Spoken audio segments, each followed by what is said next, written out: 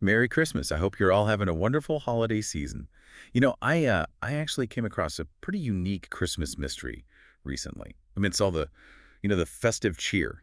It's less about reindeer and mistletoe, though, and more about a different kind of gift. One that really has me thinking about some deep spiritual truths. Oh, a Christmas mystery. You've got me intrigued. Tell me more. Okay, so imagine this. You get an email. It's from someone named Jomar. And it starts with, the usual holiday greetings. Hmm. But then it takes this fascinating turn. It compares all of us to prisoners. We're being offered a chance to shorten our sentence by a king. That's a powerful analogy. It makes you wonder what kind of prison we're talking about and what sentence Jomar has in mind. Yeah, exactly. And that's where things get really interesting. See, he's pointing towards this concept of purgatory, this idea of a spiritual stop after death, where souls on their way to heaven undergo purification. Like a refining process, where any remaining attachments to sin are gradually cleansed. That's it. And to explain this purification process further, Jomar uses this really powerful image from the Bible. It's the refining fire, mentioned in 1 Corinthians 3:1-18. Oh, yes. That passage talks about how our works, those built upon the foundation of Christ, will be tested by fire. And it's not just about being a good person either. Mm-hmm. Jomar actually lays out these 6 specific tasks, like detaching ourselves from even small sins, Mm-hmm. praying for the Pope's intentions, frequent confession, receiving Holy Communion. It's almost like he's saying, here's how to actively prepare your soul. I see. And he even quotes the book of James, which emphasizes that faith without works is dead. So it's not enough to simply believe. Our actions need to reflect our faith, actively participate in our spiritual growth. For sure. And it makes you think, what exactly is this refining fire? Is it literal, metaphorical? Uh-huh. How does it all connect to this idea of purgatory? Well, Jomar points to several passages in the Bible that use this imagery of fire. For instance, Isaiah 4.4 talks about the spirit of judgment and the spirit of burning. And there's Isaiah 6.67, where an angel touches Isaiah's lips with the burning coal to cleanse him from sin. Right. In these passages, fire represents purification, God's presence removing imperfections, transforming us into something stronger, purer. So if we bring this back to Jomar's email and this idea of purgatory, could this refining fire be a necessary but maybe difficult process of spiritual growth? Something we'd want to shorten, both for ourselves and those we love. That's a very profound thought. And this is where Jomar introduces another intriguing concept, the plenary indulgence, which in Catholic teaching can potentially lessen time spent in purgatory. And he even urges us to watch a video of Pope Francis talking about it. It's almost like Jomar is giving us a step-by-step guide to navigate this spiritual terrain. He makes it very clear, though, that completing these tasks isn't about blindly following rules. It's about drawing closer to God, allowing His grace to work more fully in our lives. Almost like he's offering this incredible gift, Right. a way to not only potentially shorten any time in purgatory, but also a path to a deeper relationship with God. A unique perspective on the spirit of giving this Christmas season, for sure. There's still a lot more to unpack here, though. Especially that thought-provoking postscript where Jomar connects all of this to the historical roots of the church. Yeah, the postscript definitely got my attention too. Let's dive into that next. This mystery is just getting started. So we're back, still unraveling this fascinating Christmas mystery from Jomar's email. It's really something how he connects these deep spiritual concepts with this idea of a gift. Absolutely. And, one thing that really struck me is how he ties this whole gift to the historical roots of the church.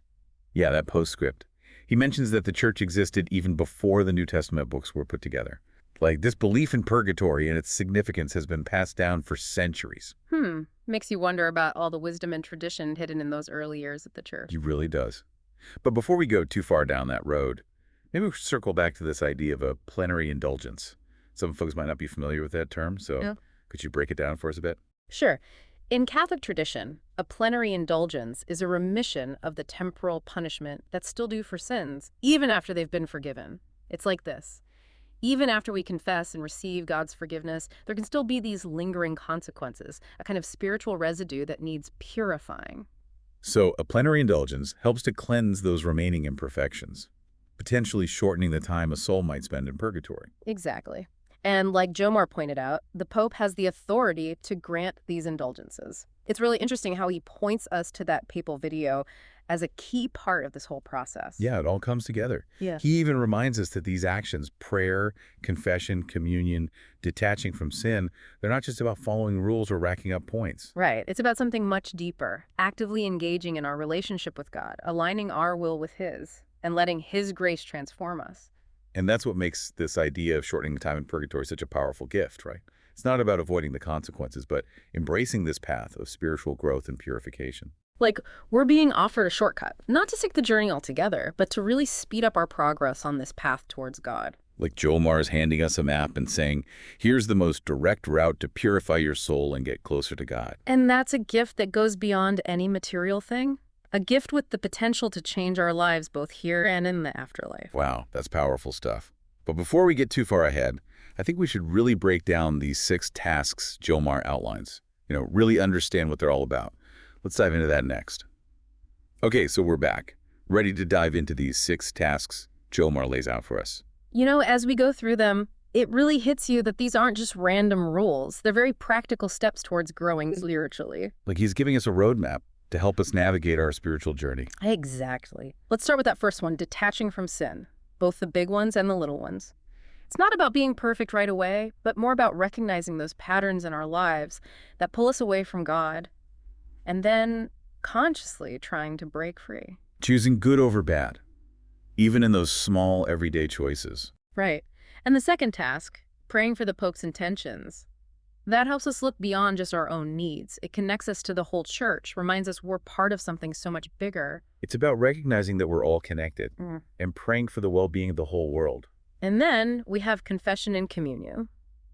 These sacraments in the Catholic tradition offer us a tangible way to experience God's mercy and forgiveness, to receive spiritual nourishment and strength on our journey. Acknowledging our imperfections and seeking reconciliation with God and with the community. Exactly. And Jomar really emphasizes receiving communion often, reminding us of the real presence of Christ in the Eucharist nourishing our souls. Which brings us to that papal video he suggests we watch. Yeah. It's a good reminder that we're not alone on this journey, that we have the church and its leaders to guide and support us. Like having a spiritual mentor, offering wisdom and encouragement along the way. So, when we put it all together, these tasks form a powerful path toward spiritual purification and a deeper relationship with God. And it's not about earning our way into heaven or escaping punishment. It's about embracing this whole process of transformation, allowing God's grace to truly work in our lives.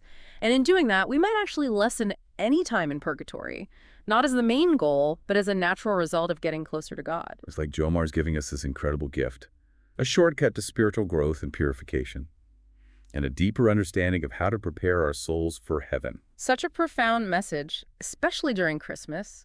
It really challenges us to look beyond the presents and the parties and focus on the gifts that truly matter, the ones that nourish our souls and bring us closer to God. Reminding us that true joy and fulfillment come not from what we own, but from the state of our souls and our connection with God. So as we wrap up this deep dive, we want to leave you with this thought. What steps are you going to take to embrace this spiritual gift and begin your own journey of transformation and growth? Every journey starts with a single step. May this Christmas season be a time of renewal for all of you, a deepening of your faith, and a true encounter with the love and mercy of God. Thanks for joining us on The Deep Dive.